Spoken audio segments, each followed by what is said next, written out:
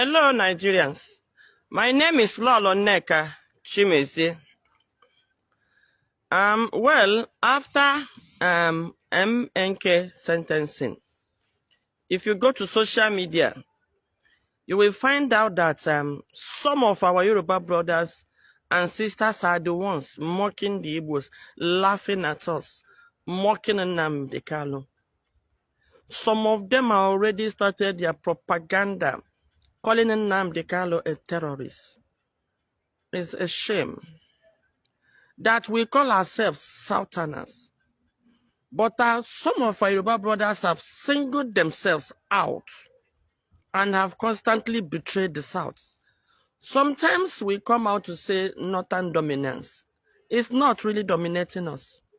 Or are some of us betraying us, giving us an edge?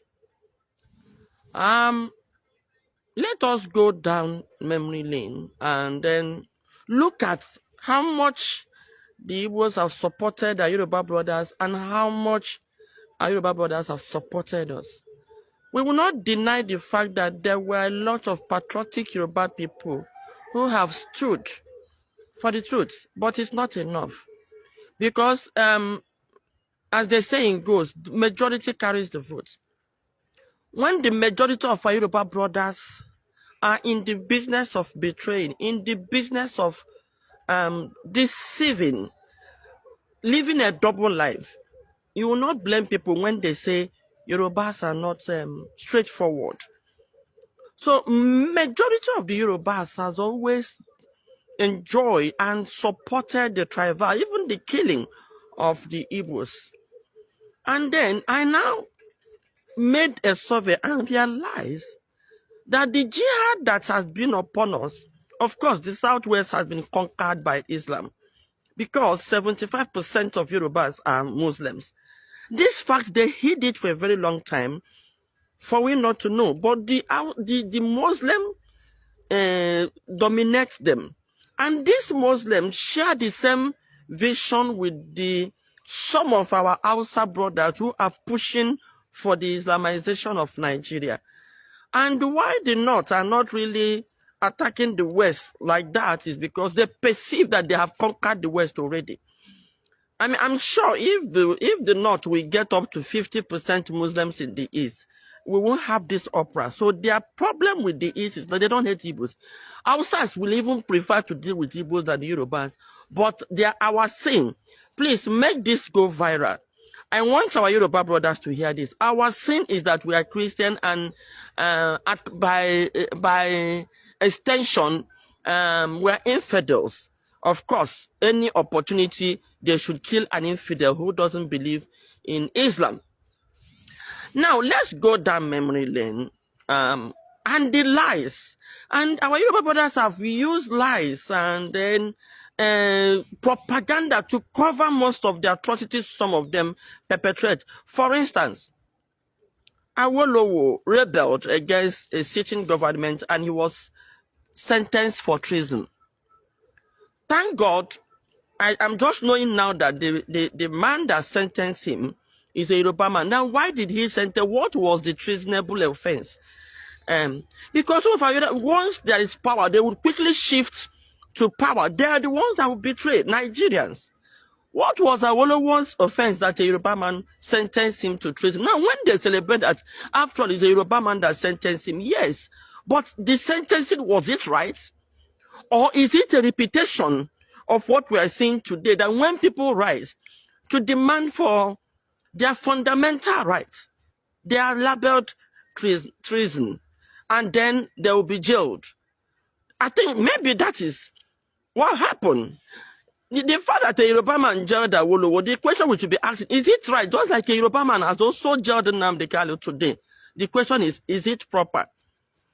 A Yoruba woman is in charge of the judiciary. Look at the mess the judiciary is at today. Tomorrow, after that, they will tell us that she inherited it. Now, when Awolowo went to prison, Yorubas go out, because I'm sure the Igbos have no business getting involved in any coup. They were all over the place. Zik was the president, even though ceremonial president, but he's the president. Aguiyi was the chief of staff, and Igbos were everywhere. So Igbos have no interest in that coup. So when we now heard that coup, because Igbos felt that there was an injustice melted out at Awolowo, so that was why they engaged. Igbos will always push for what is just. And Yorubas, in their usual way, knowing fully well that the thing might even, backfire, they pushed an Igbo man to be, to be the leader of that coup. After the coup, it failed, and they were arrested. How did the coup all of a sudden turn to Igbo coup?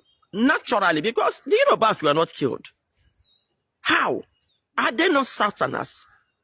Because every other Southerner, from Edo State to Bayelsa to Delta to all the Southeasterners and Midwest were all killed. How did the Hausas know that this is Yoruba? How come Yorubas were not killed? Even I heard that some Igbos were also killed in Lagos. So the same betrayal. The moment they see that there is trouble, they align. So the cowardice of the Yorubas is affecting the Igbos. And the betrayals and the betrayals of the Yorubas is affecting us too. So the Yorubas turned around to go and align, just like they're aligning now with the Hausas to term it an Igbo coup, and 30,000 Igbos died. I have never seen a Yoruba man that came out today, well, if you have, to condemn that killing of innocent people. Pregnant women's stomachs were opened, their babies removed, killed in front of their mother, and the women were killed. Some of the Southeasterners and Middle Belters' ears were cut off, given to them to chew alive. And after chewing it, you can imagine you chewing your ear. After chewing it, they were unalived. And then some eyes, oh God, their eyes were gagged. It is good we start bringing this thing out. And the Igbos go and start looking for the histories and start bringing it out. Their eyes were gagged out and given to them to chew alive. And after chewing it, they were killed. Because of some of our Yoruba brothers that are here talking nonsense. We have endured because of your betrayals. And you will rejoice at this. So after killing 30,000 people, Nigerians felt it's not enough for anybody to demand that this country be divided. And that genocide is a continuation of jihad. Why did our Yoruba brothers support it? Because there were Muslims among them who knew what was happening. Because they have been conquered, they also want them to conquer the Igbos. So they are supporting them to conquer the Igbos so that it won't look as if they were weak. Yeah, you were weak. That's why you were conquered. And you don't need to. Our forefathers defended us. They fought you and take over your quarrel. Betrayers, Afonja betrayed the Yorubas. It's not Igbos. Now, after that, Ojukwu was the one that released Awolowo from Enugu prison. Awolowo came out of Enugu prison and they agreed, oh, let us do regional government. I think we are better Nigeria, but let's do regional government because of our differences in belief, religion, tradition. Awolowo agreed. What did he do? He came back and felt that if we join ourselves, who of course Britain is pushing to go to war against the Igbos, they know they did not even conquer.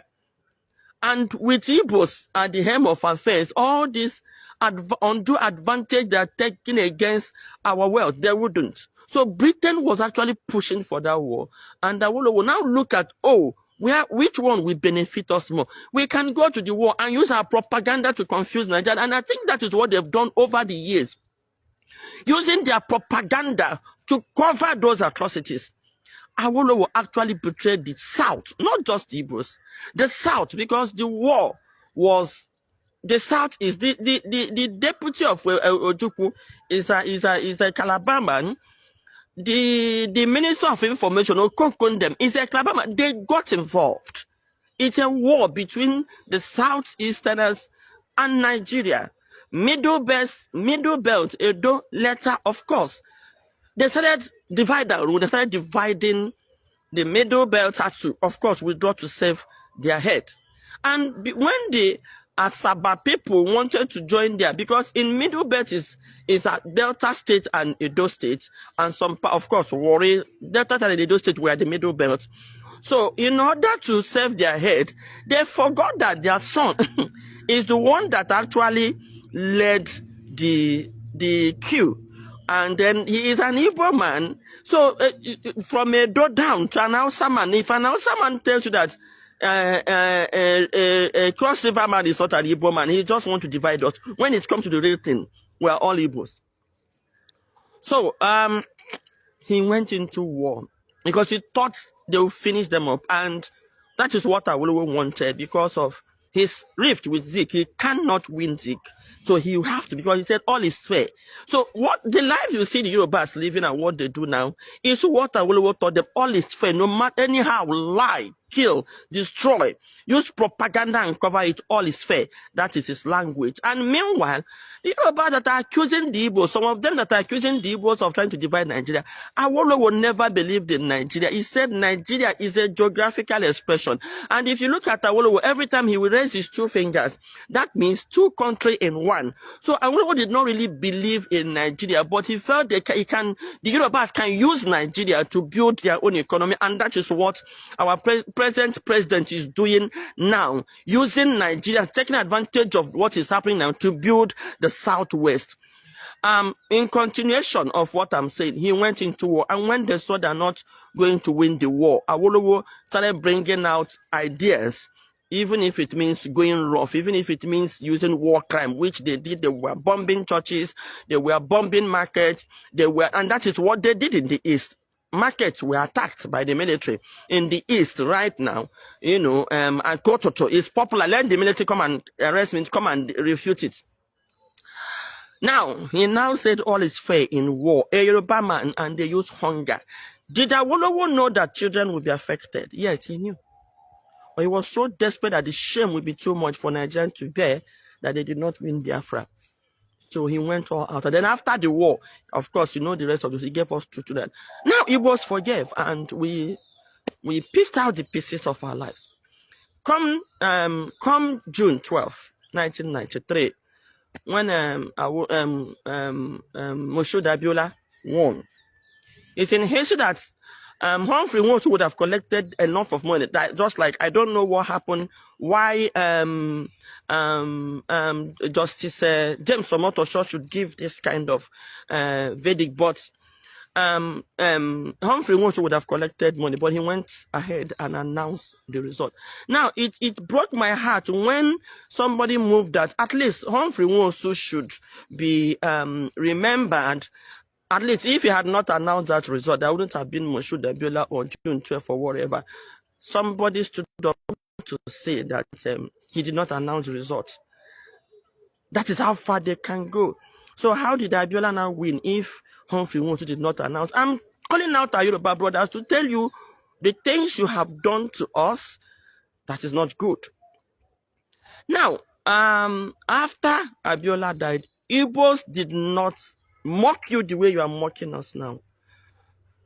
Even when Abiola declared himself a president, when a president is on seat, which is treason, which is by death, Igbos supported you. We never mocked you. We never come out to tell lies, to carry propaganda. The killing in the Southwest then, remember Abiola race, Lagos was hot. We thought there is war. You went gaga. Your youth went on the street, burning everywhere. We did not condemn you. We would have gone and aligned with the North and condemned you. We supported you. We did not condemn you. Why are you doing this to us? Why are you mocking us at our lowest time? Why, our Yoruba brothers, some of our Yoruba brothers, what joy do you derive? We give you support. We chew and blow in your hearts, and you chew and pour in our eyes. You've been biting us in our head and you are not fearing the brain. When we will bite you in your buttock, we will not fear shit. Enough of it. Go to Twitter, go to everywhere, and the argument, they will lie, bring out argument, propaganda. My question is, why? Fast forward, 1999, Ekweme would have won the Hausas, but the Igbos rallied around and said, there is an injustice on our brothers.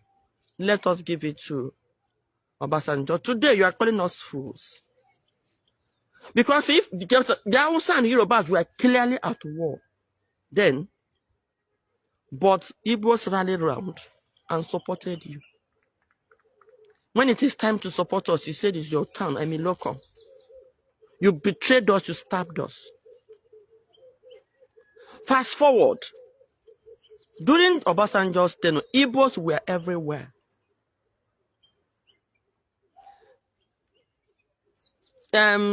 Everything was okay. There is no nepotism. Rule of law. In fact, it was in that time that you see election being turned in courts. What have we done? That a young man that came out to speak for his people, like Kanu Adam did, we supported you guys. You are now, your brothers, the lawyers were Yoruba, Judge Yoruba, Attorney General Yoruba, Justice Yoruba, Chief Justice Yoruba, DSS Yoruba, police. And did you see how the lawyers stood and demanded for death penalty for an innocent man? Because they made him guilty on social media. They used their media to blackmail him, to set him up. We are sick and tired of your inferiority complex over Igbo people. Please, this message must get to our Yoruba brothers. In our pain, you rejoice. But in your pain, we cry with you. Why do you have joy in this? I've seen all your caricatures on social media. You plan to go into business. We were the ones that taught you business. We were the ones that taught you how to build, how to save money. Otherwise, before you use you are called all one day, you use all your money, you waste your money on clothing and parties. We taught you how to go into business. Now you want to come into business, you want to destroy ours before you start. You plan with the Hausas. We had the conversation of Shetima, our vice president, and Ibikunle Musu, where they planned what you are doing in Lagos now. And you think it will work. Now, in all of this, it may seem that you are succeeding, but there is God who have continued to disappoint your forefathers who started this. So long as God lives in heaven, if, as I look up today, God lives in heaven and he sees us, the shame you will carry this time will be worse than Awolowo carried. And you know my joy. In the whole of the plan of Awolowo, he died with shame. He carried shame. Southwest, even with 2 naira. See, today you are still crying. Now, it is state that makes people wealthy. Lagos is yours. You forgot that Zeke brought capital of Nigeria to Lagos. And we should all enjoy. You have carried several propagandas. You said Igbo said Lagos is a no man's land. While you knew who made that, in the inaugural speech of Jakonde, he said Lagos is the land for all, a no man's land. You know, when it's time to work, your boss will allow you. Oh, let's come together. Once you finish working and it is time to reap, they will now start using propaganda. Very greedy set of people. Some of them very greedy. And unfortunately, those greedy bad ones are more than the good ones. That's why we are suffering what we are suffering today. That's why we are suffering what we are suffering today. Then Shagari also came to your Lagos, made it open that Lagos is a no man's land. No Yoruba man has ever mentioned Shagari. We have played it over and over again. They have never. Now tell them to bring out where an Igbo man mount the podium to announce that Lagos is a no man's land. They won't. But with their propaganda, because they know that by the time they sell it to people and people hear it, people will buy into it. So they sell it. So my take this morning to our Yoruba brothers is that enough is enough. Igbos are not known to be coward. You are pushing us. I know if not for the way we've been struggling, talking, and attracting the international community, what you planned is to blackmail us all over the world, so that the whole world will not help us as you did during the war. In 1966, it was propaganda. They used to block the world from coming to our aid so that you will come and massacre us in Lagos just to take over our properties. Today, Boko, they decided to go into business of supermarkets. Of course, they have to destroy Igbo supermarket before they can grow. People have been doing supermarket, but Boko came out to say, call Igbo out. Why do they say Igbos are domineering? Because we create space that will contain everybody. That is the domineering nature of an Igbo man. When we come, we don't take yours. We create space and then continue to expand our space. It is the brain, the gift that God gave us. What did their propaganda say? Igbos are domineering. Why don't you dominate and create your own space rather than coming to a space another man has worked on? So, in conclusion this morning, I am telling our Yoruba brothers, some of these our Yoruba brothers that have joined the North, some of them, and most of them are the Yoruba Muslims, and I'm calling the Christians to rise and defend their faith, because we can't continue to die for you people to live. In conclusion this morning, I'm telling our Yoruba brothers, we are tired of your cowardice, and we are sick of your low self-esteem on Igbos. You are so afraid of the North. Today now they are in Kwara. Probably you have sentenced Nnamdi Kanu and sent him to Sokoto, send him to them to appease them. So all we are saying is, our Yoruba brothers, please rise and talk to yourself. May no harm come to Nnamdi Kanu. We have pleaded with our youth to remain calm, and I'm also pleading with them to remain calm. Remain calm. No need of rising. Remain calm. But my message again this morning to our Yoruba brothers is, we are sick and tired of your cowardice over the North, and then your low self-esteem over the Igbos. We are sick and tired of, you say one Nigeria, and one Nigeria it is. Lagos, I repeat it, go and hang yourself. Lagos is a no man's land. It belongs to all of us. We all built it. We all built Lagos, and we all will live in Lagos. If you don't want it, let them divide Nigeria. We are ready for anyone. You want Nigeria, we are ready. But we must live in a Nigeria that work. If Nigeria cannot work, we don't have to waste our time. Okay? So, choose one. One Nigeria, Lagos belongs to all of us. You don't want it, let them divide. And when they divide, you can't even take our properties, because your people also own properties in other countries. All right? So that's your dream. Forget it. And my advice to you, but wherever you are, start coming together and start holding yourself together to defend yourself in case of any eventuality.